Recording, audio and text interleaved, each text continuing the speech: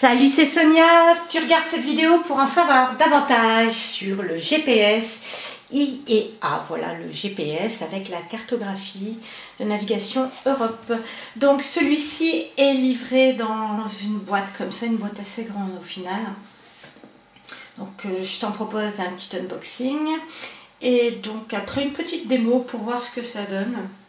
Donc il indique ici FM, texte, MP3, MP4, e-book, enregistreur vidéo, donc visionneur de photos et lecteur de vidéos. On va voir ce que ça donne pour le prix, sachant que là je l'ai acheté, je crois que c'était 58 €. Donc alors, hop, et on voit ici le GPS, donc c'est un GPS 7 pouces. Qui est relativement bien emballé là dans ce papier bulle. Je pense que vous voyez bien. Il ne risque pas grand chose. Alors on va le déballer et voir ce que ça donne un petit peu plus près. Donc alors il ressemble en fait un peu aux anciennes tablettes, vous vous souvenez d'il y a quelques années. C'est la même chose. Alors du coup ça me fait un petit peu marrer. Bon, c'est un GPS. Hein. Après je m'attends pas non plus à une qualité d'affichage avec une résolution qui se rapproche de ce qu'on fait maintenant. Faut pas exagérer non plus, faut pas rêver. Donc on va passer en revue vite fait le contenu de la boîte et on va allumer ensuite le GPS pour que vous puissiez vous faire quand même une petite idée de ce que ça donne. Voilà, donc alors ici, ouais, bah non, il n'y a rien de particulier. Amazon, eBay, donc ils vendent visiblement aussi sur eBay. La marque. Pour les mises à jour, donc il a indiqué effectivement qu'on peut mettre à jour gratuitement si j'ai bien compris. Je confirmerai dans mes commentaires de toute façon. Alors, ça c'est cool, une petite housse de protection basique. C'est une espèce de suédine, vous voyez un peu du velours plus ou moins ras, pas complètement ras mais entre les deux. Après il y a tout ce qu'il faut pour le branchement, la fixation de l'appareil en lui-même dans votre voiture. Voilà. Les câbles basiques hein, qu'on retrouve, le système avant tous, et c'est bien avant tous, donc avec la chaleur des fois ça peut se barrer, mais bon, parfois vaut mieux ça plutôt que les fameuses 3M qui sont véritablement galères après pour retirer donc, le système de chargeur. Et un petit manuel d'utilisation, je vais le chercher, User Manual. Alors, je ne sais pas s'il est en français, on va regarder un petit peu rapidement. Est-ce qu'on voit bien là? Ouais. Non, parce que des fois j'ai tendance à sortir du cadre de la caméra. Alors, je regarde, non. Non, mais c'est de moins en moins le cas de toute façon. Il faut être honnête que il n'y a plus beaucoup de notices en français quand on achète, que ce soit sur Amazon ou ailleurs d'ailleurs. C'est comme ça. Faut faire avec ou plutôt sans. Donc on va allumer donc le GPS pour voir ce que ça donne. Donc ici vous trouvez le bouton on off. Voilà, j'appuie quelques secondes. Donc l'affichage est A qui est donc le fabricant que je ne connaissais absolument pas avant de recevoir ce GPS. Donc on voit l'affichage qui est assez lisible, mais peut-être que la restitution n'est pas très fidèle avec la luminosité en fait. Donc ça c'est toujours pareil, hein. C'est pas forcément évident de reproduire avec fidélité en fait l'image. Donc on va voir un petit peu, on va regarder ce que ça donne. J'ai retiré le petit écran de protection.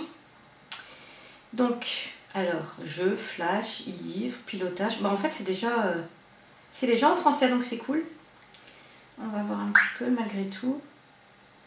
Donc ça me paraît être un écran résistif. Vous savez, les anciens tactiles en fait, c'est pas le tactile le plus réactif qui soit. Mais bon, ça fait l'affaire, c'est un GPS, hein, c'est pas non plus... Vous avez musique. Ah, qu'est-ce qu'ils ont mis? Resident, je sais pas. Ils ont mis un truc qui est mis.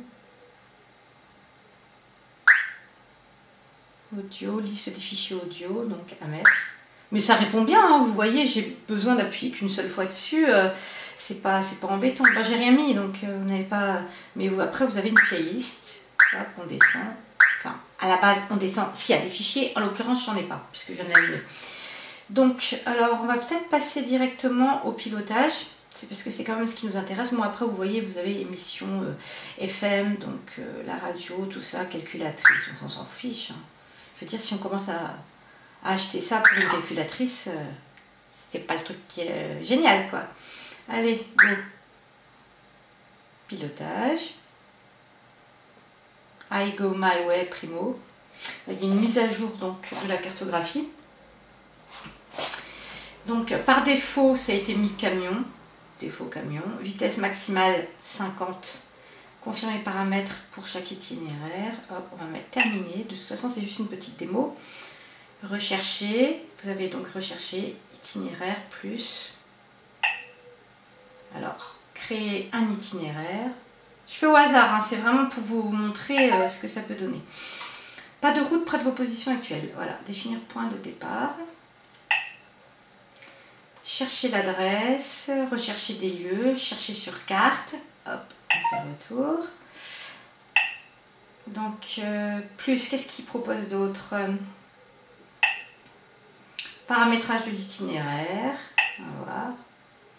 Mode de navigation, route, les autoroutes, on peut décocher bien entendu si on veut éviter les péages. Donc ça paraît quand même assez complet en fait, comme la plupart des logiciels. Hein.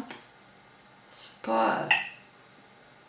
Alors, plus, est-ce que j'ai été dans cette... Non, voilà, ici. Donc, qu'est-ce qu'il nous propose? Alors en fait, est-ce qu'on retrouve au niveau des réglages, extrait, mise à jour, lecteur audio, consommation de carburant, lever et coucher du soleil? Oh, il y a quand même pas mal de choses. Il y a pas mal de possibilités. Donc, à voir après si tout se charge correctement lors du transfert. Je vous le noterai de toute façon. Voilà. Êtes-vous sûr de vouloir quitter le programme? Sortir. Hop. Donc, ça vous a montré un petit peu ce que ça peut donner. Donc, je vais le tester en voiture, bien entendu, et on va voir ce que ça donne. Pour l'heure, en tout cas, au niveau définition de ce que c'est censé faire, en tout cas, ce qui est annoncé dans l'offre et ce que je peux voir là, ça me paraît vraiment pas trop mal. À voir si c'est fiable, bien entendu, c'est toujours pareil après. Hein. Et s'il est réactif, aussi. Et bien entendu, sans oublier, il faut aussi savoir si au niveau... j'allais dire, des indications, c'est mis à jour rapidement, parce que certains GPS, des fois, c'est ah bon, on vous dit de tourner, bah non, c'est trop tard. Bah alors, non, ça ne fait pas, quoi.